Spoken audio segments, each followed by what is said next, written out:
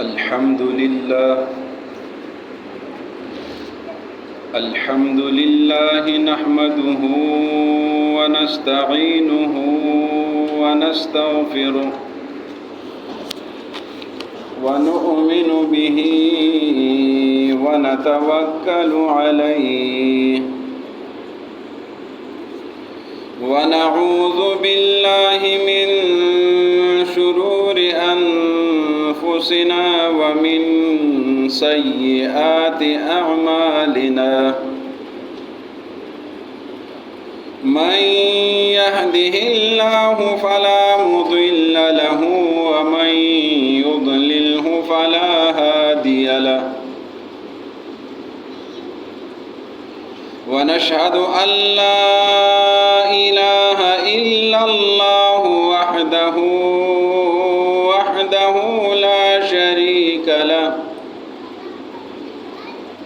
لا شريك له ولا نظير له ولا وزير له ولا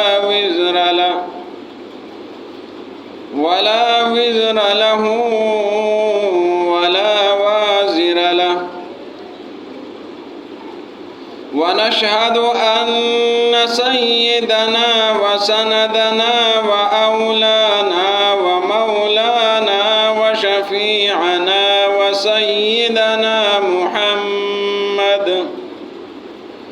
وسيدنا محمدا عبده ورسوله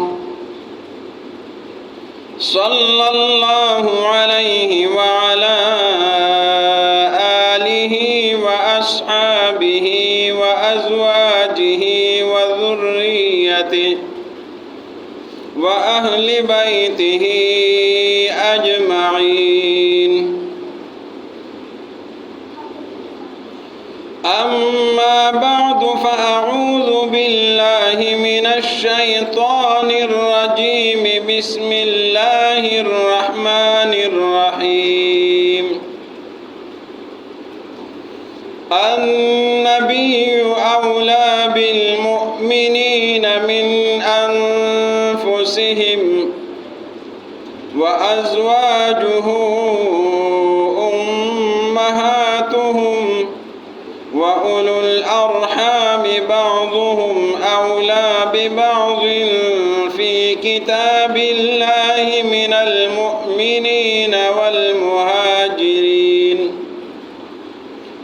إلا أن تفعلوا إلى أوليائكم معروفا كان ذلك في الكتاب مسطورا وقال النبي صلى الله عليه وسلم خيركم لأهله وأنا خيركم لأهلي صدق الله العظيم وصدق رسوله النبي الكريم. معزز سامعین، میں نے آپ کے سامنے اللہ رب العزت کی کتاب مقدس سے سورۃ الاحزاب کی ایک آیت کریمہ تلاوت کی ہے اور جناب نبی کریم صلی اللہ علیہ وسلم کے فرامین مقدسہ میں سے ایک حدیث پیش کی ہے۔ آج کے موضوع کا عنوان ہے حضور صلی اللہ علیہ وسلم کی عائلی زندگی۔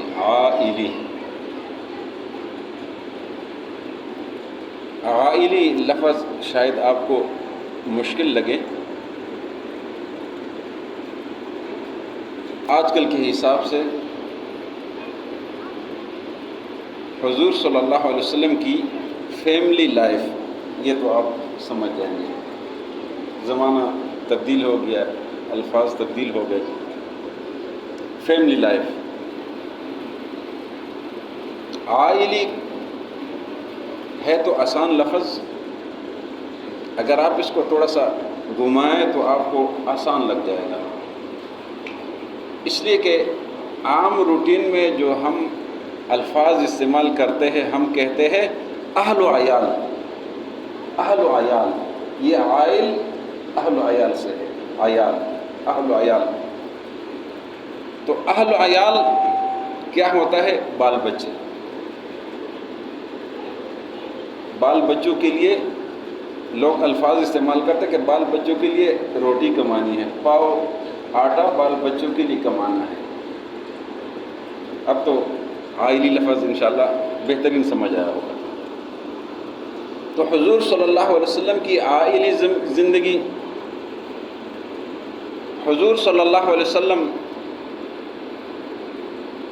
پورے جہان کے لیے رحمت للعالمین ہے. حضور صلی اللہ علیہ وسلم ہر شخص کے لیے نمونے زندگی ہے.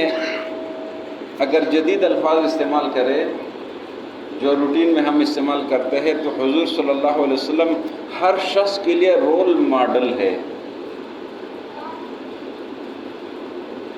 حضور صلی اللہ علیہ وسلم ہر آدمی کے لیے، ہر شخص کے لیے، ہر چھوٹے کے لیے، ہر بڑے کے لیے، ہر غریب کے لیے، ہر امیر کے لیے، ہر حکمران کے لیے اور ہر رعایا کے لیے رول ماڈل ہے، بہترین نمونہ ہے.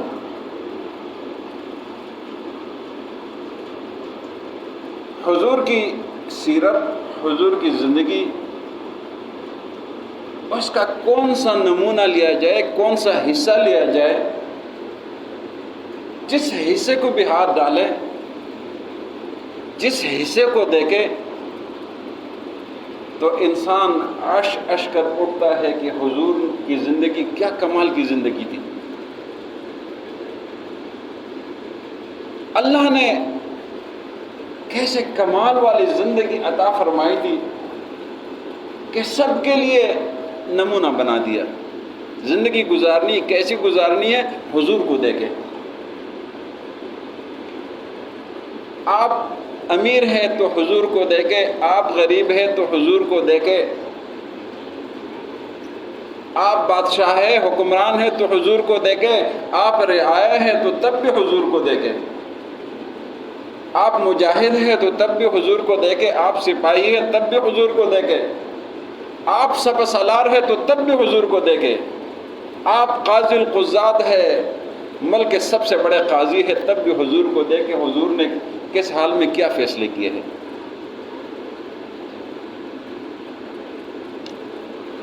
آج ہمارا عنوان ہے حضور کی عائلی زندگی، حضور کی فیملی لائف، حضور کا ازواج مطہرات کے ساتھ زندگی، حضور کے اہل و عیال کے ساتھ زندگی، حضور کے بچوں کے ساتھ زندگی. حکمرانی سے ہٹ کر، تجارت سے ہٹ کر گھریلو زندگی کیسی تھی. حضور صلی اللہ علیہ وسلم پر جب پہلی وحی نازل ہوتی ہے،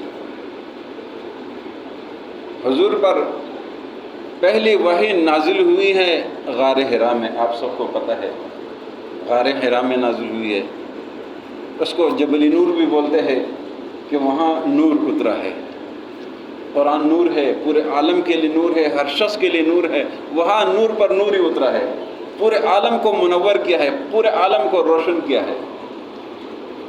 لیکن نور اس کے لیے ہے جو نور سے فائدہ لے لے، جو نور سے اپنے لیے آگے کنیکشن لے لے، نور سے نور چارج کر دے.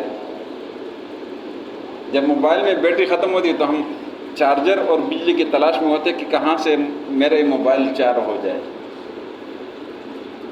اس کو بحال رکھنے کے لیے یہ قرآن، یہ نور حضور پر اترا ہے.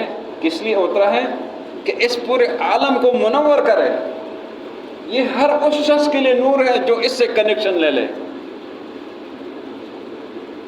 جب حضور پر پہلی وحی اتری اور جبریل امین نے فرمایا اقرا، حضور پڑھیے، حضور نے فرمایا ما انا بقارئ، میں تو پڑھا لکھا نہیں ہوں، میں نے تو نہ کہیں پڑھا ہے نہ کہیں لکھا ہے. ما انا بقارئ، میں تو پڑھنے والا نہیں ہوں، میں تو نہیں پڑھ سکتا ہوں. حضرت جبریل اپنے ساتھ لگاتے ہیں اور پھر کہتے ہیں اقرا، حضور پڑھیے، حضور پھر فرماتے ہیں ما انا بقارئ، میں تو پڑھا لکھا نہیں ہوں۔ جبریل امین پھر اپنے ساتھ لگاتے ہیں، پھر فرماتے ہیں اقرأ بسم ربک الذی خلق،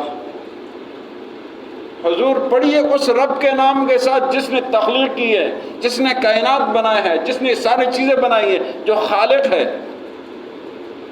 اس رب کے نام کے ساتھ پڑھے جس نے یہ خوبصورت پہاڑ بنایا ہے، اس پہاڑ کی اونچائی پر آپ کو جگہ بنائی ہے، اور یہاں سے آپ بیت اللہ شریف کے نظارے دیکھ رہے ہیں، اس رب کے نام کے ساتھ پڑھیے اقرأ بسم ربک الذی خلق۔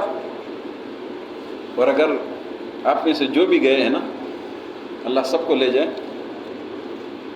جب غار حرا آدمی جائے، جبل نور کے پاس جائے، سامنے دیکھے تو بیت اللہ شریف یوں نظر آتا ہے، یوں سامنے نظر آتا ہے، بڑا زبردست نظارہ ہے، بڑا خوبصورت نظارہ ہے۔ اس زمانے میں جہاں سفری سہولات نہیں تھے، کافی فاصلے پر، اتنے نزدیک بھی نہیں ہے،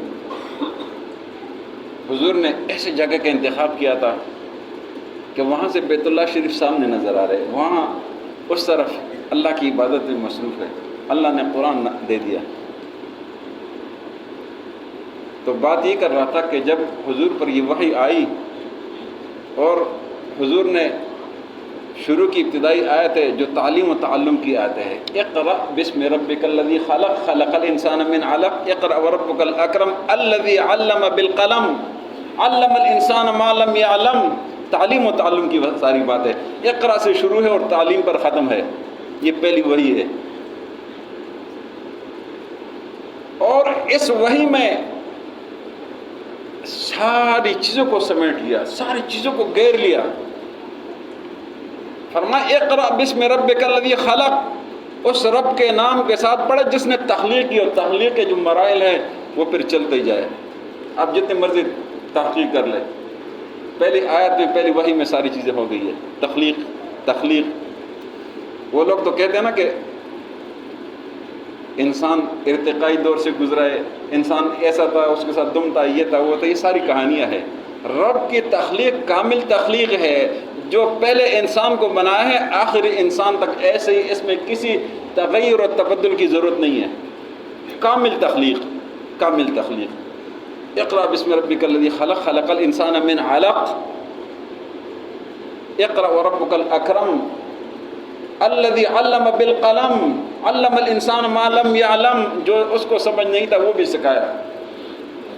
وحی اتری، حضور گھر تشریف لائے۔ حضور نے اما سیدہ خدیجۃ الکبریٰ رضی اللہ تعالیٰ عنہ ان کو بتایا کہ میرے ساتھ تو ایسا واقعہ آج پیش آیا۔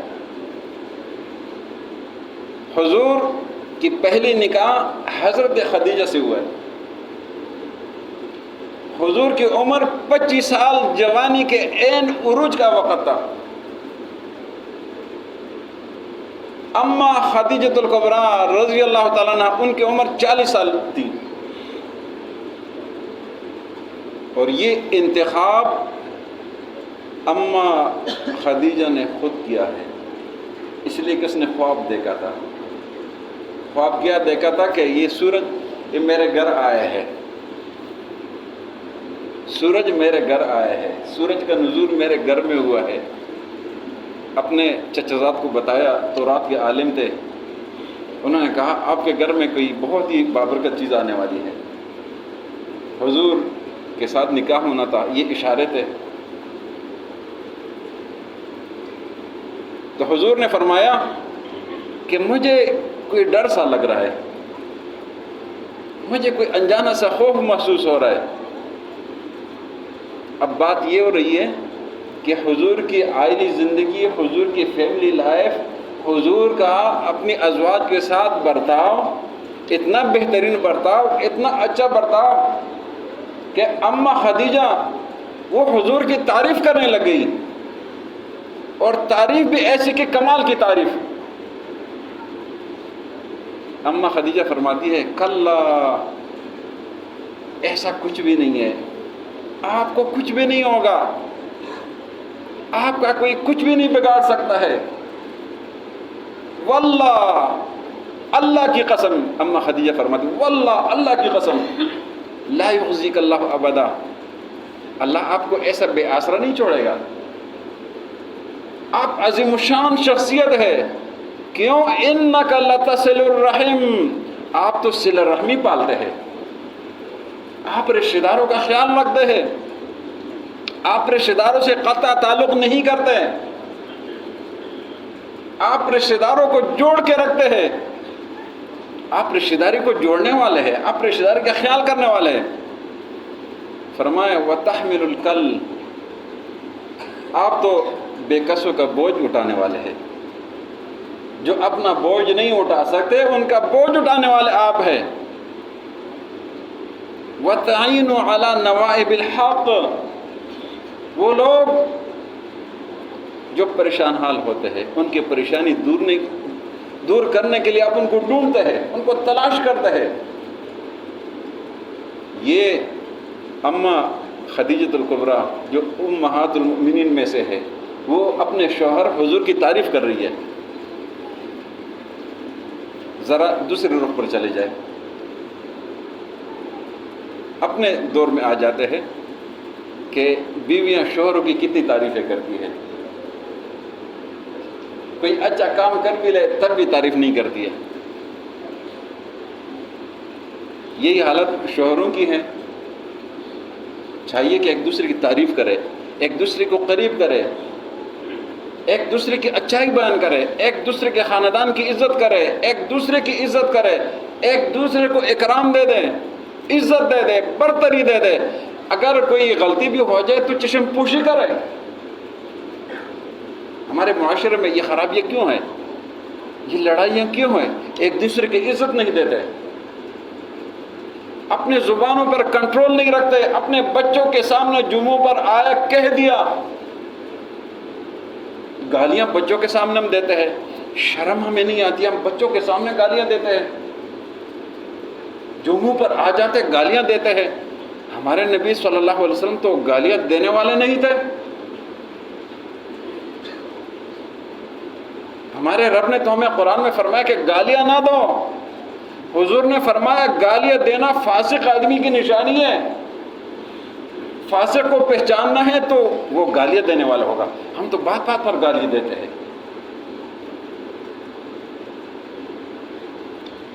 اسی لیے تربیت کے اندر ہونا چاہیے۔ تو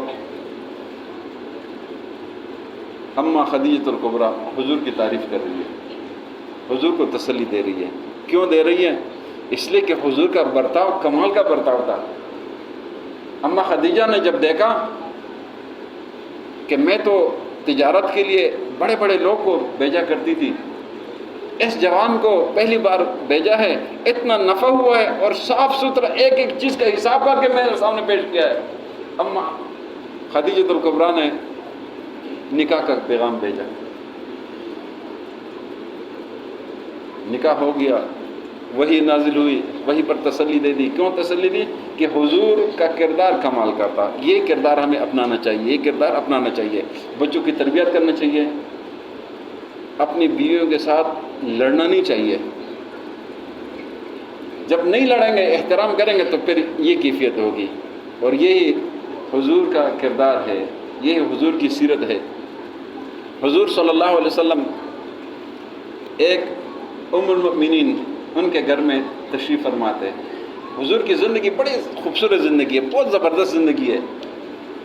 حضور کی 11 بیویاں تھیں، حضور کی 11 بیویاں تھیں، کبھی حضور نے ناانصافی نہیں کی ہے، حضور نے کبھی ناانصافی نہیں کی ہے۔ جس زوج مطہرہ کو وقت دیا تھا اس وقت پر ان کے پاس جاتے تھے، دوسرے کے پاس نہیں جاتے تھے۔ جو ترتیب بنائے تھے اسی ترتیب سے چلتے تھے، حضور کبھی زیادتی نہیں کرتے تھے۔ ایک دفعہ بڑا عجیب واقعہ ہوا، حضور ایک ام المؤمنین کے گھر میں تشریف فرما ہے، اور ہر ام المؤمنین اس انتظار میں رہتی تھی کہ میری باری کب آئے گی. حضور میرے پاس دن میں سب کے پاس ایک ایک دفعہ چکر لگاتے تھے, ہر امت میں سے انتظار میں ہوتی تھی حضور میرے پاس تشریف لائے, میں حضور کا اکرام کروں, احترام کروں, ان کو کچھ کھلاؤں پلاؤں, ان کا خیال رکھوں. ہر ایک کے دل میں تمنا تھی. حضور ایک ام المؤمنین کے پاس تشریف فرما ہے کہ ایک اور ام المؤمنین کی طرف سے کوئی چیز برتن میں کوئی اٹھا کر لائے. اس ام المؤمنین کے کمرے میں جب وہ چیز پہنچ گئی تو ام المؤمنین کھڑی ہو گئی, دروازے سے وہ چیز لے لی. بلکہ جو بھی شخص دینے والا تھا جو ہی دیکھا اس ام المؤمنین نے اس برتن کو ہاتھ مارا, اس برتن کو ہاتھ مارا, اس کو گرایا, اس کو توڑ دیا, اس کو توڑ دیا. کیوں؟ حضور میرے گھر میں ہے تو میرے گھر میں میں خدمت کروں, جب آپ کے پاس آ جائے تو آپ کریں, میرے گھر میں آپ خدمت نہ کریں. یہ ان کی چاہت تھی, خوبصورتی تھی. حضور مسکرائے اور فرمانے لگے. حضور نے کوئی ڈانٹا نہیں, کچھ بھی نہیں کہا. حضور نے صرف یہ فرمایا, لانے والے کو کہا کہ آپ کی ماں کو غیرت آ گئی ہے, آپ کی ماں کو غیرت آ گئی کہ میرے گھر میں کوئی اور حضور کی کیوں خدمت کرے, میں حضور کی خدمت کے لیے ہوں نا. پھر حضور نے زبردست فیصلہ کیا,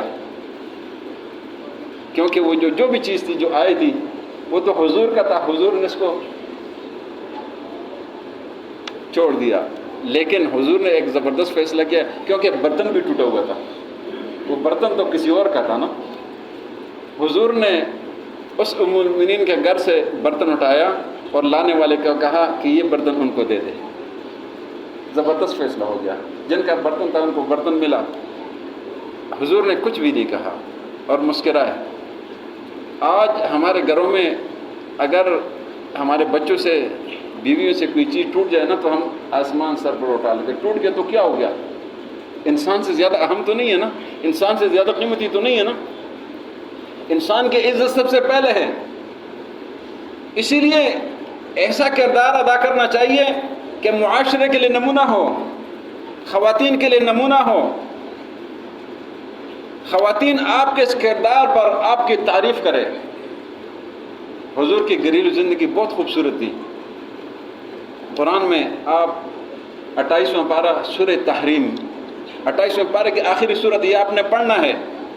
28ویں پارے کی آخری صورت, اس صورت میں اللہ نے حضور سے بڑے زبردست طریقے سے خطاب کیا. فرمایا یا ایھا النبی, بہت پیارا خطاب. یا ایھا النبی کا خطاب اتنا پیارا خطاب, یا ایھا النبی, اے میرا نبی, لما تحرم ما حل اللہ.